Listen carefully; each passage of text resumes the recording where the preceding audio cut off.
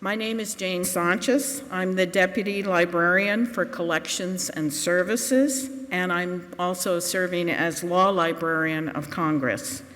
On behalf of the Kluge Center and its director, John Haskell, I would like to welcome you to our Conversation with the Librarian series. This year, the Library of Congress is focused on change makers, those individuals who have challenged accepted norms to strengthen our nation's most fundamental principles. In addition to many library programs related to this theme, I urge you to visit the newly opened exhibit on the second floor of this building. It's called Shall Not Be Denied. It chronicles the story of women who earned the right to vote, and it celebrates the 100th anniversary of the 19th Amendment. Today's program is sponsored by the Library of Congress's John W. Kluge Center, which brings together the world's best thinkers to discuss the challenges facing democracies in the 21st century. Upcoming events in July include a conversation with Walter Isaacson and a moderated discussion with Karl Rove and David Axelrod. Please check out the Kluge website. I hear ya. Please check out the Kluge website for more information. That's at www.loc.gov/Kluge. And Kluge is Kluge, just to be clear. Today's event features a conversation on women in leadership and two extraordinary female leaders, Carla Hayden, the 14th Librarian of Congress, who is the first woman and African American to hold the position, will be one of our speakers. Gilpin Faust is a historian of the Civil War and the American South, serving as the Lincoln Professor at Harvard University. Her book, This Republic of Suffering, was the winner of the Bancroft Prize. In 2007, Drew Faust became the 28th president of Harvard University, the first woman to serve in that role and the first Harvard president without a Harvard degree. Dr. Faust is also the most recent recipient of the Kluge Prize, the library's most esteemed award that recognizes an individual who has advanced intellectual understanding of the human experience. During the program, the library staff will be collecting questions on note cards for Dr. Hayden and Dr. Faust.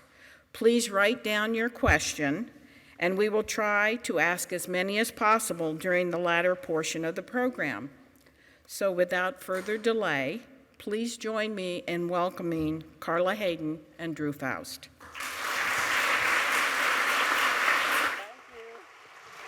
Thank you.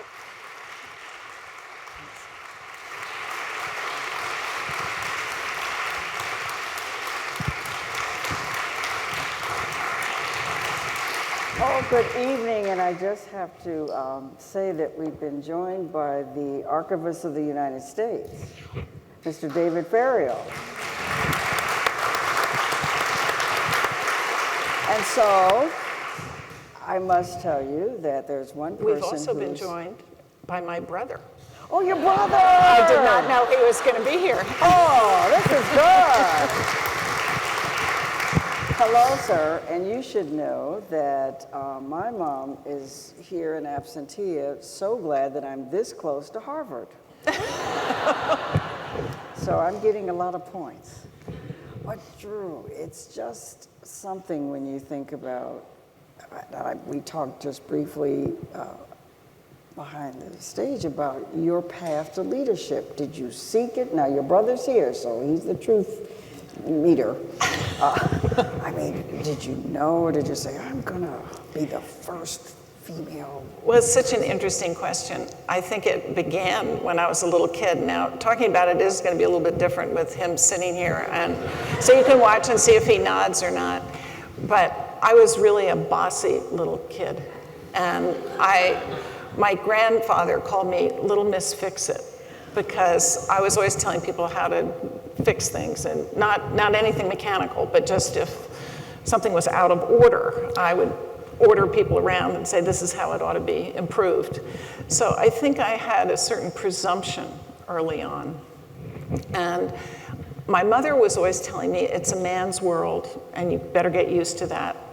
And I seemed to be completely at odds with that advice, which is probably why she had to repeat it so often. But I felt that even though officially I lived in this very male-dominated family and world, the brother who's here is the oldest of 3 brothers, there nevertheless were these kind of quietly powerful women. We had 2 very powerful grandmothers, one in particular who terrified her sons, even though her sons assumed that they really were in charge. And so I think that this message of powerful women came through in spite of the really official structure of the social order and what my mother was saying to me. So in a sense, I think it began then, and then expressed itself when I was in school. I went to girls' schools. I went to a girls' high school and a women's college. And so those were places where I could try out my desire to control everybody else in an environment in which that was strong welcome. to control people. So I would say that it began early and was reinforced by the kind of education that I had.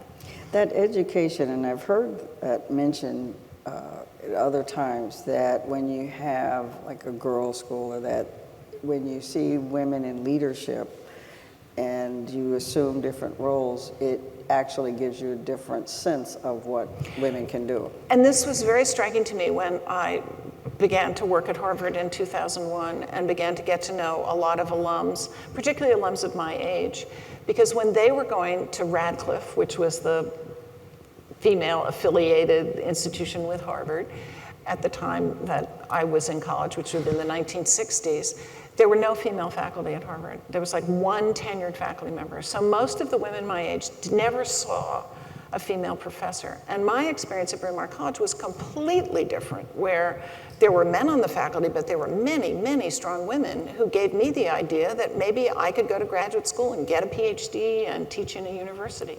And I don't know if I had gone to Radcliffe, Harvard, whether I ever would have been able to envision myself in such a role. So how about you? And that's the point of seeing something reflected that you say, oh, I can do that because that person either looks like me or that, and then definitely as a person of color, that's something that is very strong. And I was part of a female, and still am, female-dominated profession, librarianship, education, social work, and nursing.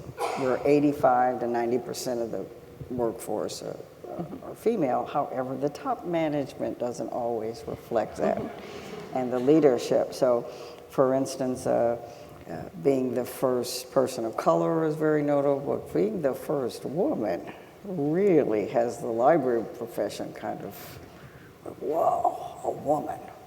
And that's kind of an interesting dynamic when you're in a profession that's dominated too. Now you had, we talked about too, what was it different in different academic fields, like the leadership or assuming the leadership?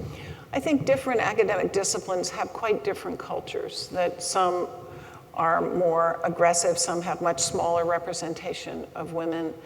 In the humanities, women have gained positions much faster than in some of the natural sciences and some, for example, economics, some of the hard social sciences. We can see in different graduate schools at Harvard, different percentages and kind of the emergence of pathways at different rates. Engineering, for example, we work very hard to try to encourage women to go into engineering, computer science, electrical engineering, and so forth, because the numbers there are not comparable to the numbers of women in the life sciences, for example, where they are, in most life science concentrations majors, they're more than half now. And so it does vary a lot. And given that, obviously the pool from which leaders can be drawn is smaller, pool of women is smaller in some fields than others. So I think that makes a substantial difference as well. So when you leave the field and get into university leadership, provosts, things like that, what starts happening then? We have had substantial representation by women in the Ivy League over the last decade or two, and so that has changed significantly. The numbers of women leaders in higher education is better than the number or percentage of women leaders in, say, the Fortune 500.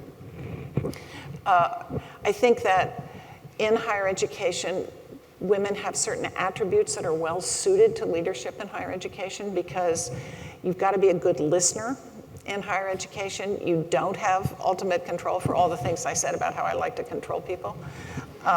That's actually sort of a joke because you don't really control anybody when you're president of Harvard. You have the right to make an argument to somebody and hope to persuade. So it's kind of the power to persuade. That is, in my view, very aligned with how we socialize women in the United States, that women are taught as little girls, I believe, to be listeners more than boys are, and to try to be the negotiators within families and so forth. Now, this is, of course, not all women and all men. This is the middle. There are tails on both ends. But overall, I believe that women do have this characteristic that's nurtured in them from the time they're small. And I think that's suited them well for university leadership, where you've got to be a listener, you've got to be a negotiator, you've got to be including people, you've got to be figuring out where everyone stands, and you don't just order people around. Now, I know you don't actually just direct people around in many other professions as well, but I'd say on balance, there's more distributed power in a university than there is in a corporation or business or many other areas of endeavor. Do you think some of that is also generational? Because some of the younger generations coming up, there's not as much of that channeling of those traits? Or? Well, I would be curious about your thoughts on that too, because I often find younger women, it takes them a while to come to terms with some of the challenges of gender, that they've taken a lot for granted, and then they'll come up against a barrier, and it'll be hard for them to identify it as having to do with gender. They're surprised by it.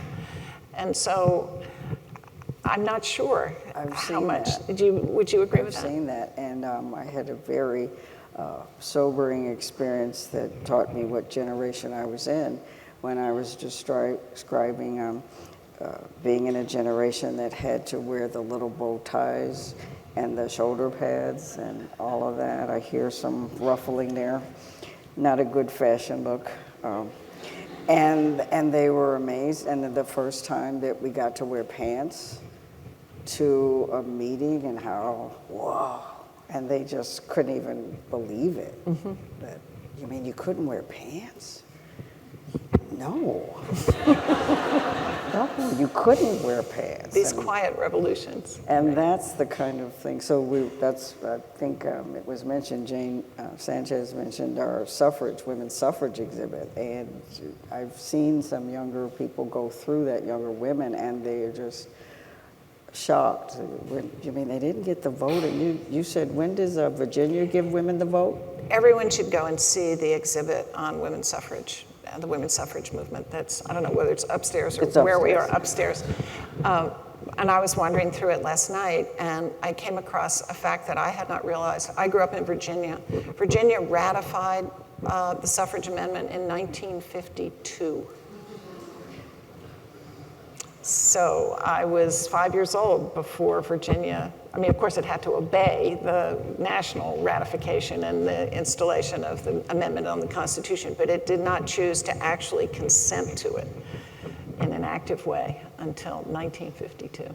So when you think about leadership and being what did you, in your travel to leadership, and even though you were bossy, and you were kind of going that. But there was a point that you had to make more of a conscious decision to say, I'm going to be that. When do Let you me think tell that? you a story about my grandmother who grew up in Tennessee and lived in Virginia where we lived. And I've been digging around in family papers and found a whole series of letters that were written by my great-grandfather, a general on the Western Front during World War I, and my grandmother, his daughter, and her mother, the wife of the general.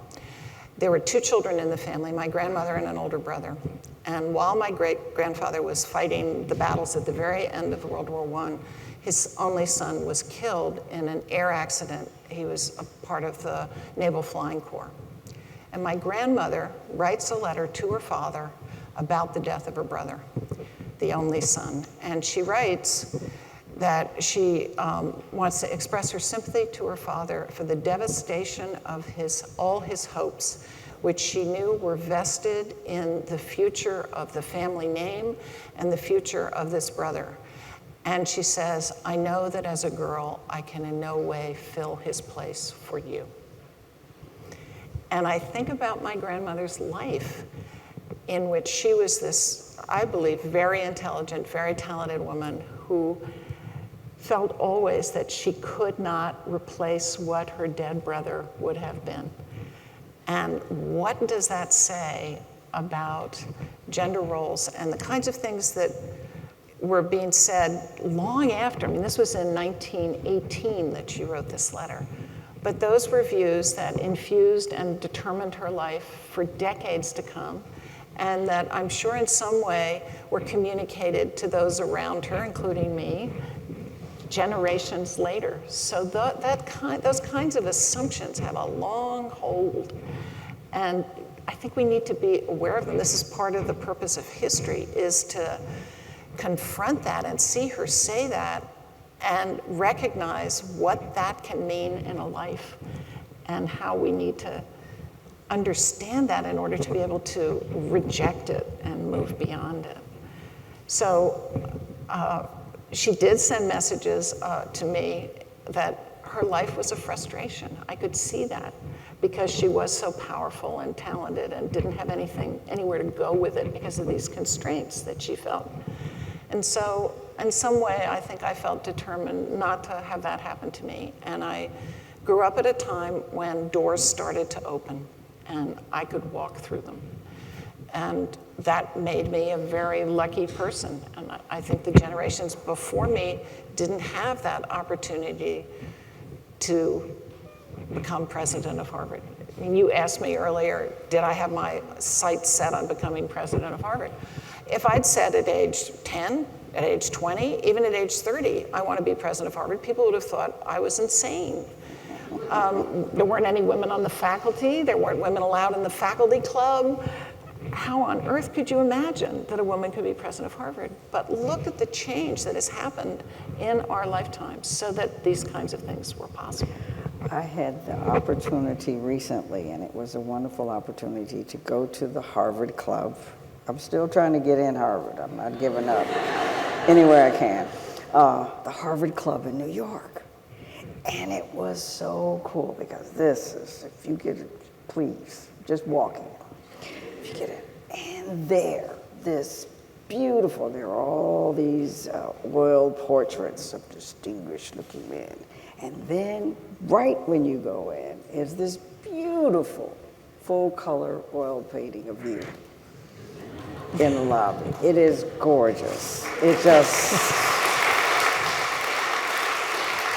and I kind of said, I'm gonna be talking to her soon. So actually, I think that the Harvard Club needs to move it because they need to put the current president there. So, I think it's but I'll tell you a story about that portrait also. It was painted by a man who just died about a week ago at age 94. He painted it, I think, 3-4 years ago. His name was Ray Kinsler. And when we were talking about how to pose me for the portrait, he said, why don't you wear something informal? And I said, nope, I'm wearing the Harvard president's robes because I think I ought to inhabit that identity for this portrait. And so he got it, and I'm painted in the traditional Harvard president's robes. And do you ever find that sometimes you have to say, no, I'm going to be that as a woman? when you It's such a follow great them. question. I want to ask you that question Yeah, too, but that's okay. That was a leading question. I was always very aware as president of representing more than just me, that I had to, that people were watching. And I'll tell you one time when I thought about this a lot was when I had to throw out the first pitch at the Red Sox game. Oh, isn't it terrible? Did you have to practice? I practiced and practiced because I thought not only does the honor of Harvard depend on this, but the honor of all female kind depends on how I do here. Let me tell you, I had to do it, well, it was so nervous. I said, oh, you're going to pitch like a girl. Yep.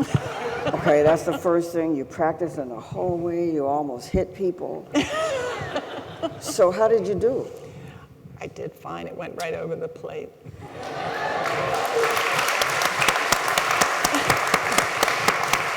How'd you do?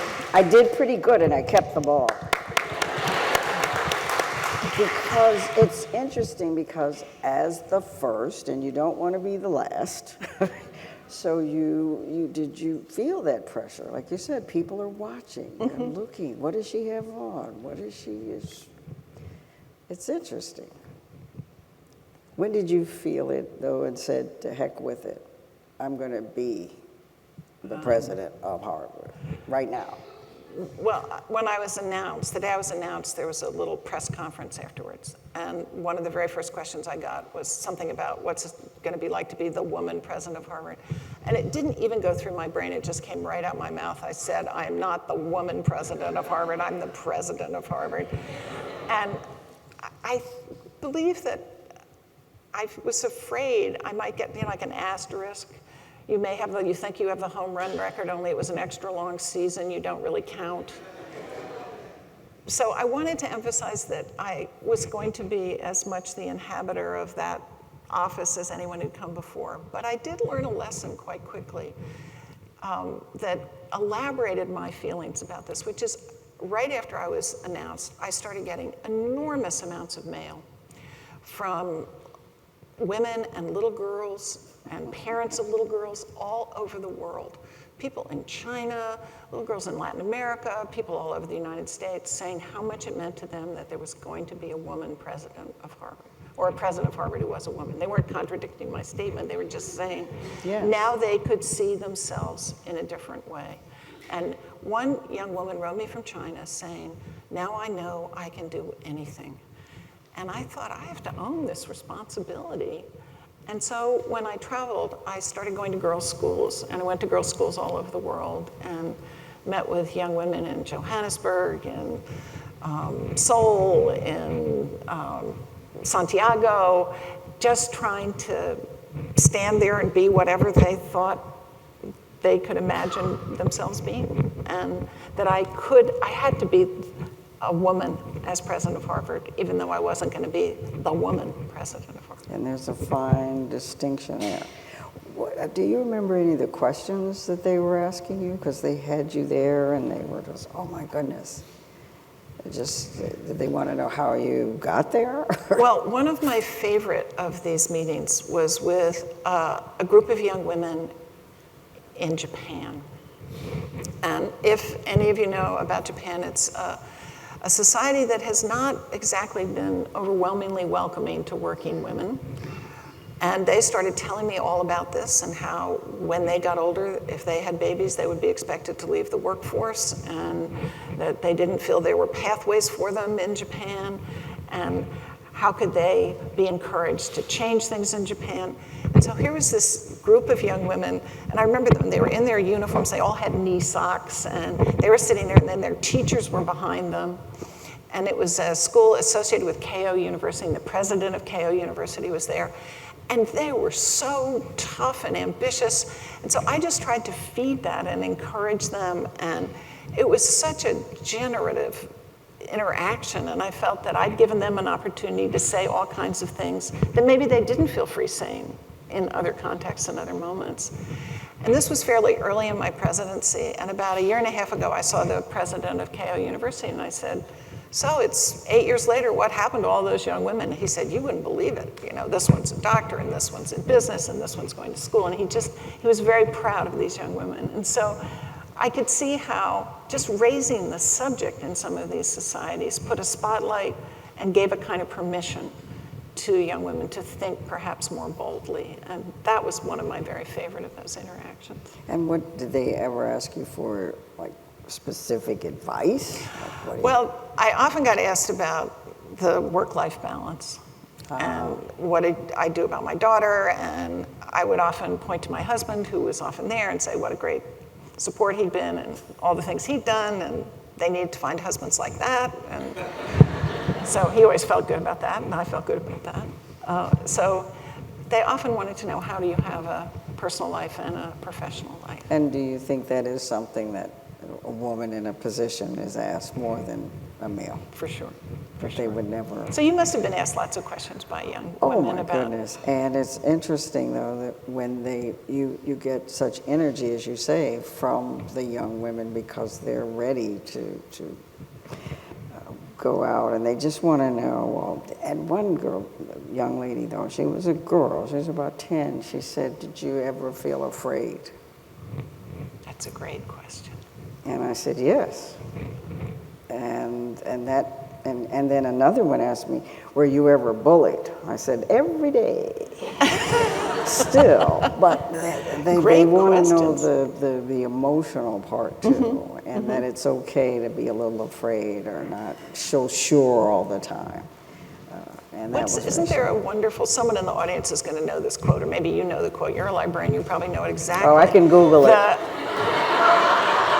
That Eleanor Roosevelt quote about do something that terrifies you every day. Yes, I love Eleanor Roosevelt, because when you look at her life and the arc of her life and how she started, what she went through and that, she's one of the people that you look at and say, wow, a woman taking leadership. So I have to ask this. I know it might be on a card. Did you ever get any of that, what do they call it, pushback? Resistance, or people that you had to say, is this because I'm a woman, or is it because I'm the president of Harvard? Or how did you distinguish, and how do you distinguish when it might be gender-based? When I became president of Harvard, I'm sure there must have been people who thought, this is impossible. We can't have a woman president of Harvard. But they didn't say it. Yeah. And they didn't say it out loud, and they didn't say it to me. So I pretended they didn't exist. But what I did find in the initial years of my presidency is that people would have certain assumptions about me that were really quite gendered. And one of the assumptions was that I was too nice, and that I wouldn't be able to be president of Harvard because I was too nice. There's some people who work at Harvard sitting here, and I don't know what they think about this. But remember, anyway. your brother's here, too. And my brother's here. Your brother's here. Yeah, we won't. Please don't take any cards from my brother. But our father used to say something that just resonates in my head. He'd say, there's no excuse for being lousy. You never have to be mean and nasty to people. You can fire someone nicely. You can be very strong and be nice. You don't have to be a jerk. And so I thought being nice is a leadership style, and it is not a sign of weakness. And I don't know what it has to do with gender exactly. Maybe women are more likely to have that leadership style. We could talk about that.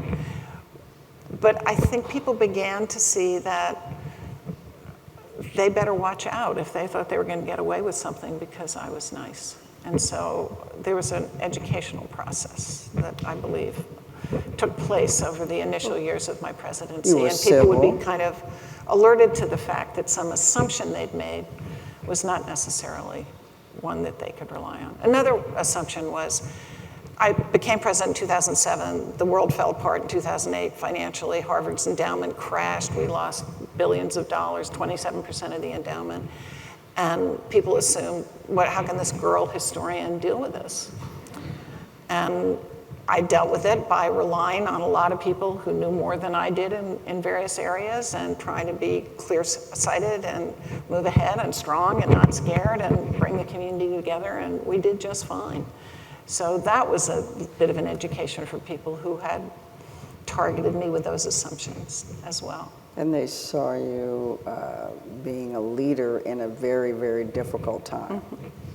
And did they start to have even more confidence? It's a great point. I remember someone who was very experienced business person, finance person, alum, and he came up to me at the end of the financial crisis. And he hadn't been someone who doubted me. He'd been a supporter and very nice and very good to me always. But he said, "This university is yours now." And that was really interesting. When you survive a crisis, Yeah. take people through it, and everybody's okay, basically, is when that tide can turn. Wow. So I have to ask you this. Okay.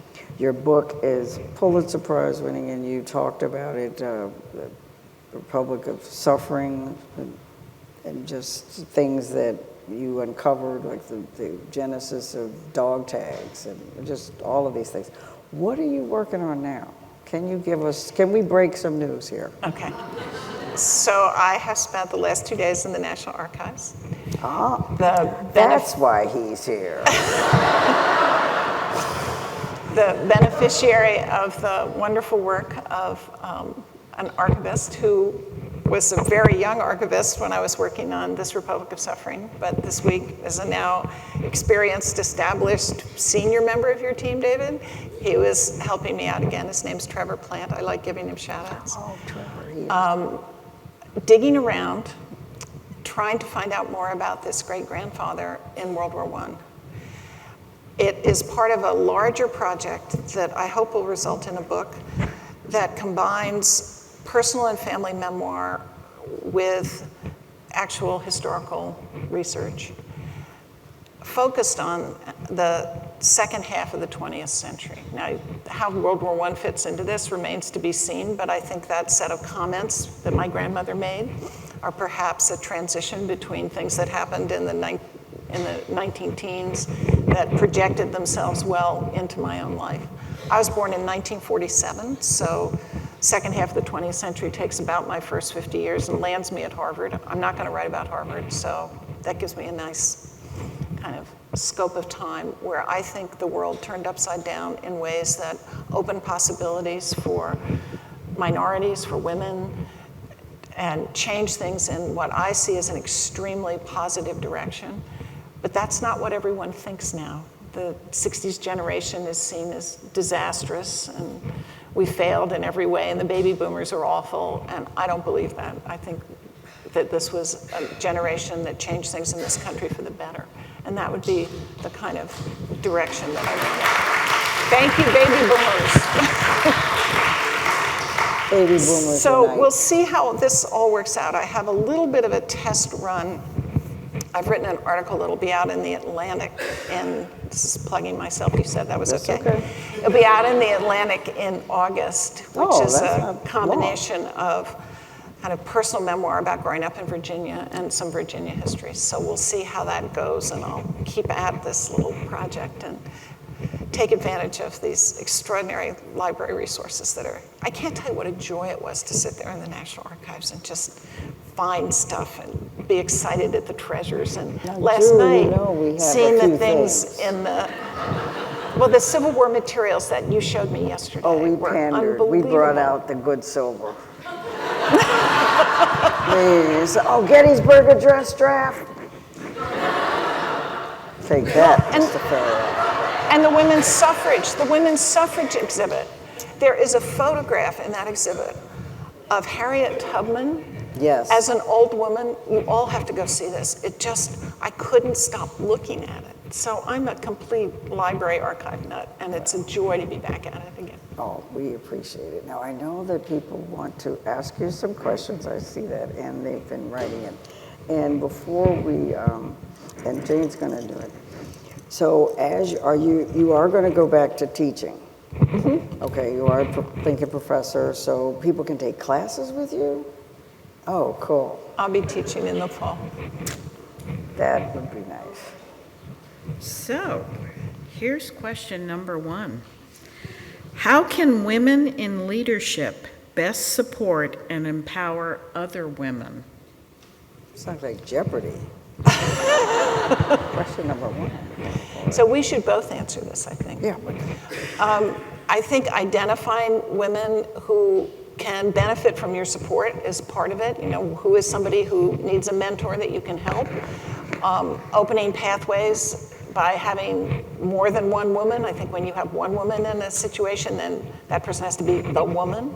So making sure that there are numbers of women and counting and making people around you aware of what are the statistics in this department or what are the realities. Because if you start measuring things, then people see what needs to change and they see they're making progress towards change if they are, or they aren't making progress towards change. So I think those are some of the things that would come to mind. I would reinforce the need for the data and being able to objectively show here's where we might need to have some attention in that. And also being even quietly supportive of women when they are in your field, or you could show some support and some understanding. Sometimes that, yeah, we have to be really conscious of that. Okay. Please tell us about your heroines, role models. Who has inspired you? Wow, you start. Well, you talked about your grandmother, and I was very pleased, and I mentioned my mom. She's still my hero, and she showed me so many things. There's only one thing we fall out about. She's a Libra. She's very fair and balanced, and she always told me to look at both sides of the situation, and a lot of times you don't want to.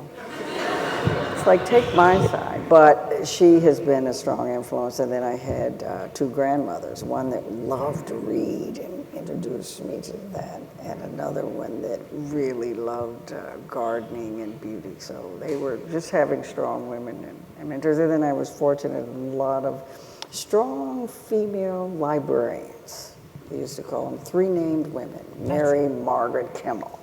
So-and-so, librarians who, if they hadn't been librarians, could have run the world. And I got a chance to.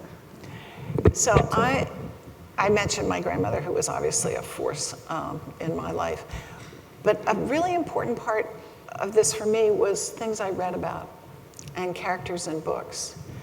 And I've been thinking about what I'd read as a child recently and some of the books that were very influential.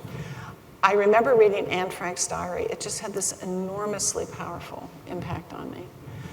Somebody faced with that kind of struggle and how optimistic and aware and intelligent she was about it, how admirable, and what a terrible end it came to. To Kill a Mockingbird influenced me hugely. Now, I could critique that book, but Scout was a model for me. That's all right. She was an extraordinary figure. Nancy Drew mysteries. Yay, Nancy Drew, Nancy Drew. Dana girls. Thinking about strong girls in books was really, I think, an important set of role models for me. Why do you think some fields are more male-dominated? How can we make it more balanced? Well, we talked about that a little bit. And part of what we need to do is create dynamics in those fields to support women, to charge people with the responsibility for opening them up to women. But I think sometimes these fields have cultures. And cultures of combativeness or cultures of putting people down, and women are often the people who do get put down in those kinds of arguments. So I think making some of the fields aware of the habits they have and who is included or excluded in a field that operates in those ways. I think we're so much more conscious of issues of not just bringing numbers of people in, but what kind of culture are we envisioning, and do people really feel that they are included and belong in those cultures, or do they just feel that they're on the margins? So thinking about the cultures of different fields, different workplaces is an important part of opening them up to individuals who then can participate and contribute. Otherwise, you're cutting out the genius of the people that you bring in if you just silence them or marginalize them. And half of the population. Yeah.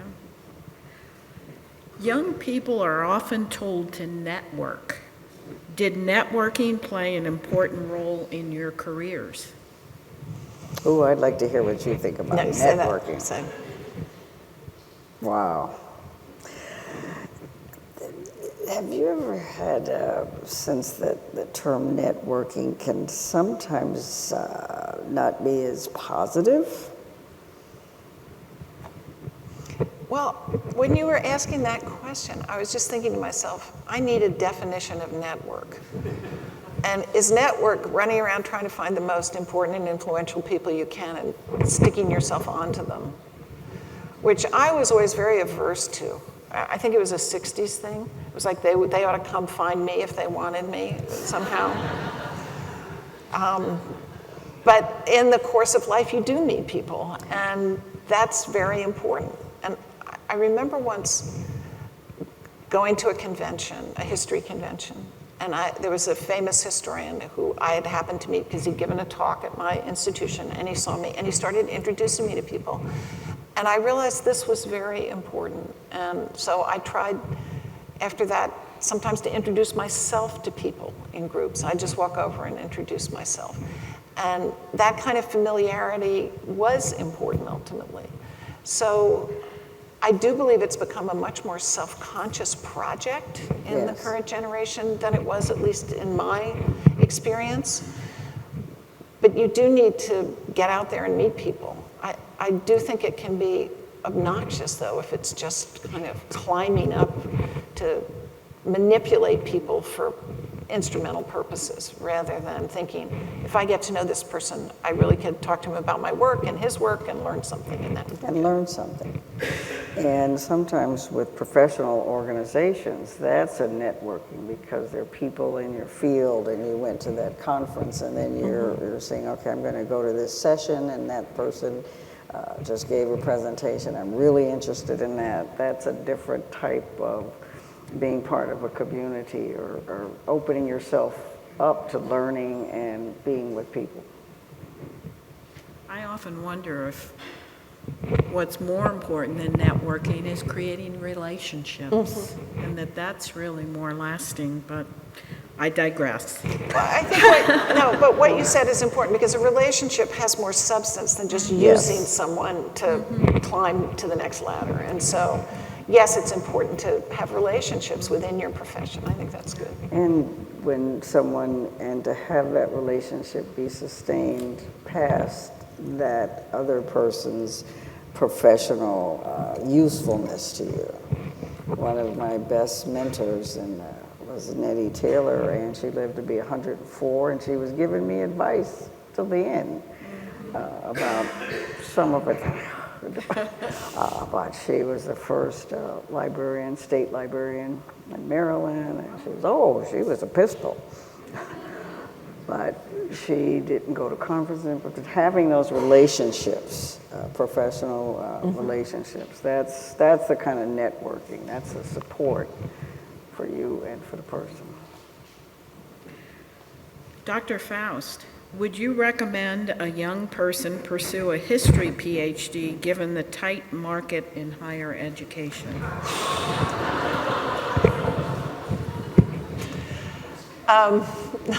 Lots of answers pop into my mind. Every year that I was president of Harvard, I gave a talk at the end of the year to the students who were about to graduate. It was the Baccalaureate Address. And this speech meant the world to me. I just felt so touched that I would have all these young people, 1,600 of them, who were going to go on to live extraordinary lives and do wonderful things. And I got this sort of last word. And in every single one of those speeches, I talked about something that, I had other subjects, but I always included this, that I named the parking space theory of life.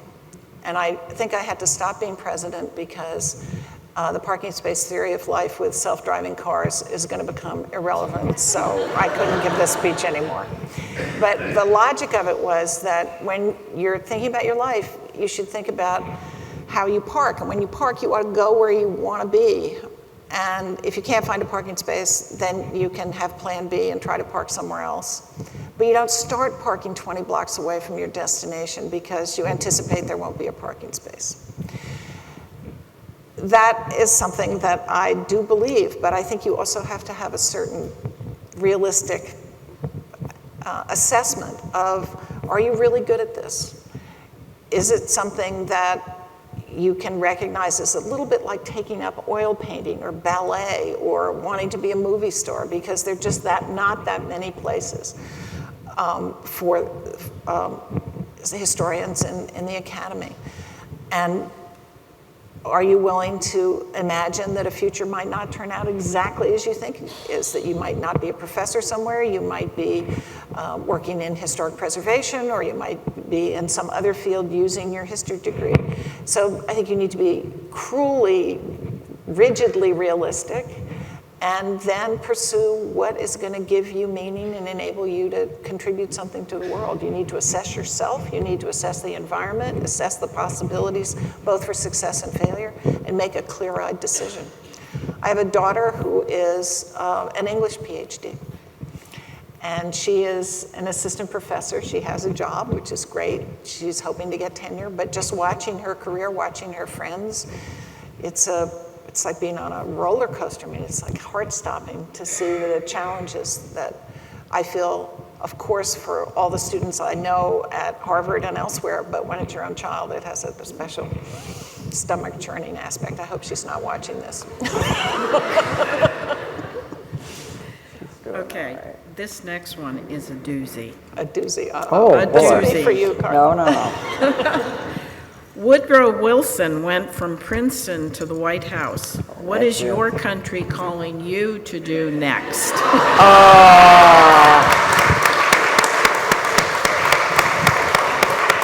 I'll add to this. More Woodrow breaking Wilson, news. like me, began at Bryn Mawr, too. He taught at Bryn Mawr. What is my country calling me to do next? To be a historian again. I think that's my highest and best use. A thinker, a writer, someone to defend the humanities, exemplify the humanities in a private capacity. You can hear the hunger, though, can't you? Like I got a good response. And Dr. Hayden. Hey. Her country is calling for her to run the Library of Could you Congress, see which a is librarian? pretty fabulous. It's okay. Okay. It's okay. Dr. Hayden, did you know you wanted to be a librarian at a young age? Oh. First, a shortstop. When I was 10, and then I thought about a lawyer, whatever, and I had a political science history undergrad, but I hadn't worked. And so while I was making that decision, that same mother I told you about said, you know, maybe you should get employment and while you make this decision. And so I would go, and in between job interviews, where they politely told me, you were in school all your life, you never had a job, and so come back, I would go to the library because I love libraries and would hang out. And then one of my colleagues who had just graduated said, hey, Carla, you here for those library jobs? They're hiring anybody. So I said, hey, I'm here for that. It's the truth. I went upstairs, I like books, I like the thing, and then they put me with a young lady who was in library school. And I found out about librarianship as a profession, and David knows, we've talked about how we got into librarianship. And that's when I said, oh wow, somebody designed a building. Somebody selected these materials. This didn't just spring up from magic.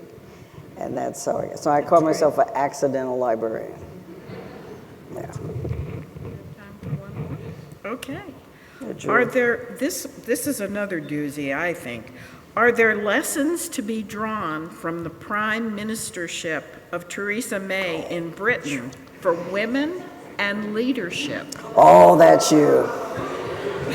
So there was an article that came out about Theresa May about 6 months ago, and I was reading this article, and it just infuriated me. Not that I have any particular pro or con to Theresa May. I really don't have a judgment on the entire Brexit mess. I don't know how you get in. I don't know how they got into it. I don't know how they're going to get out of it. But this article was so sexist. It kept talking about her clothes. It kept demeaning her as a woman. And I just felt, aren't we beyond this in how we write in very sophisticated American publications about international figures? So I would say that Theresa May, for whatever shortcomings she may have, has had a pretty unfair shake in lots of ways in the kind of gendered attacks that have been made against her. I don't know if that answered the question. It just gave me a chance to, you know, That's talk fine. about that. yeah, talk about that, sound off on that. I've got a couple more if we have time. What advice do you have for the next generation of librarians, particularly women, women of color, and women in or seeking leadership roles? Do it. Don't be afraid. Just do it. We talked about that. We talked about that, and you're the first president that's a woman. You don't want to be the last. I don't want to be the last Librarian of Congress that's a woman or something like that. So I think that's the advice. Don't step out into it, own it, and do that. When you do still encounter people who are beholden to patriarchal norms, how do you call them out, push back against that without creating enemies? Is it being nice? I'd say being effective. I'm trying to think.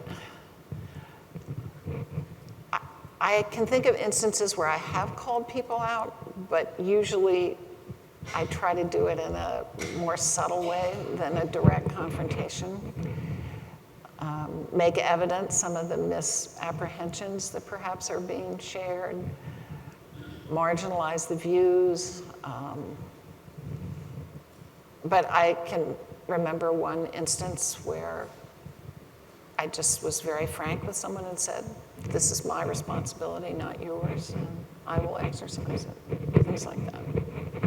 So I think doing your job, trying to do it well, trying to be effective, and rewarding people who don't have those views, and so it becomes evident that those kinds of views are not welcome and are not embraced and are not indulged. How about you? Do you put on blinders sometimes? Well, there's sometimes that you just let it go, you know? It's not worth it. Yeah, and sometimes if it's just someone from a certain generation or a certain background, you know you're not going to have any effect. And just You're pass just through it. nice. Yeah, yeah. Okay, we are done. I want to thank both of our speakers. Well, I want to thank you.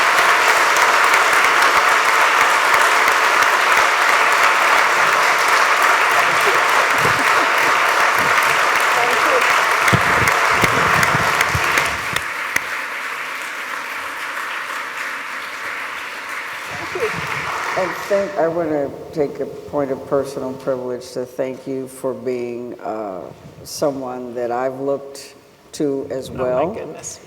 And being that person that you can really say exemplifies the best in leadership. So thank you. Well, you're very generous Thank to you. say that.